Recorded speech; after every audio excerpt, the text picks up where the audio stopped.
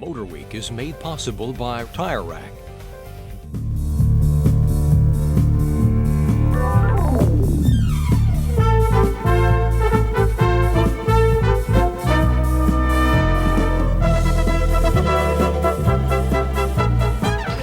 The big news from Nissan this year is the redesigned Altima sedan. Already popular with buyers, the 98 upgrades have made it even more appealing. But while this humble family sedan is taking most of the spotlight, Nissan's pickup truck designers have been readying a little news of their own. It's their all-new compact pickup truck, the Frontier. Could Nissan have yet another winner on its hands? Considering America's almost insatiable appetite for pickup trucks, it's certainly possible. But unlike many of its high-dollar sport truck competitors, the new Nissan Frontier is aimed at the dollar-conscious end of the utility and personal use market. Budget-minded people who actually use their trucks for both work and play.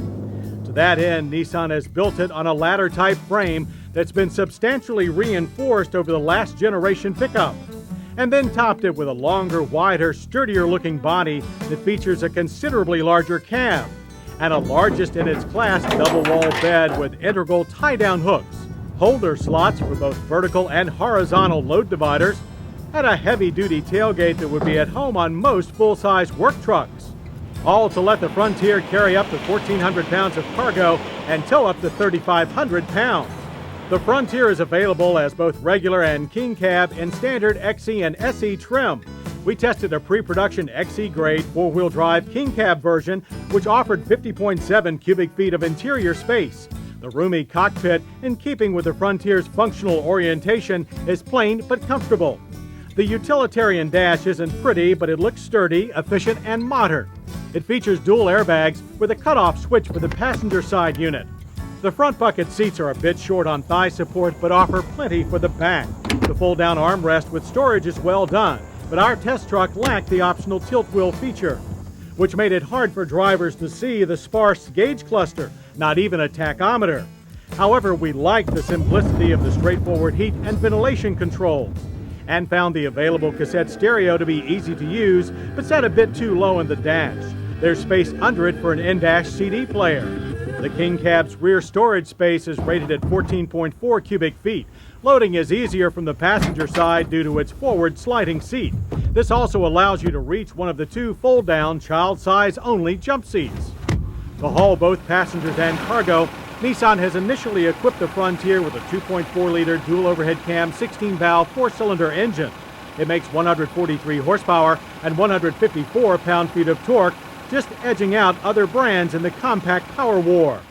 Ours was bolted to the standard 5-speed manual transmission. A 4-speed automatic is also available, but with over 3,000 pounds of 4x4 to move, managed to reach 60 in 11.4 seconds. The quarter mile took 17.7 seconds at 75 miles per hour. The engine was harsh and buzzy under hard acceleration, and while strong off the line, quickly ran out of steam. The notchy action of the 5-speed manual gearbox and lack of a tachometer really held us back. The Frontier redeemed itself, however, on our handling course, proving to be quite nimble and easy to drive. The double wishbone front and leaf spring rear suspension, mated with standard power steering, not only gave it a capable feel on the track, but out on the road delivered one of the smoothest, quietest rides that we've ever experienced in a compact pickup, let alone a four-wheel drive one. Brake testing delivered stops from 60 that averaged 127 feet.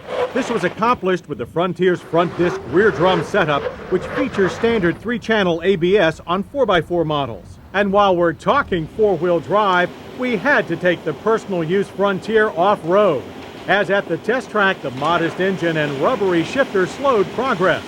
But we were very impressed with our XE 4x4's 9.3 inches of ground clearance, ample suspension travel, and comfortable ride, as well as its fat BF Goodrich tires on stout 15-inch aluminum wheels.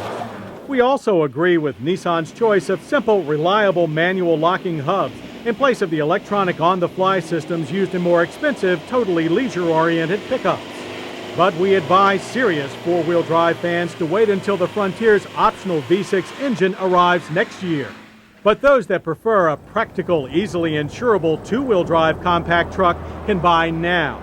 Frontier prices were not available when our road test was being assembled, but we expect them to be very close to last year, with the base standard grade 4x2 regular cab costing only $11,500.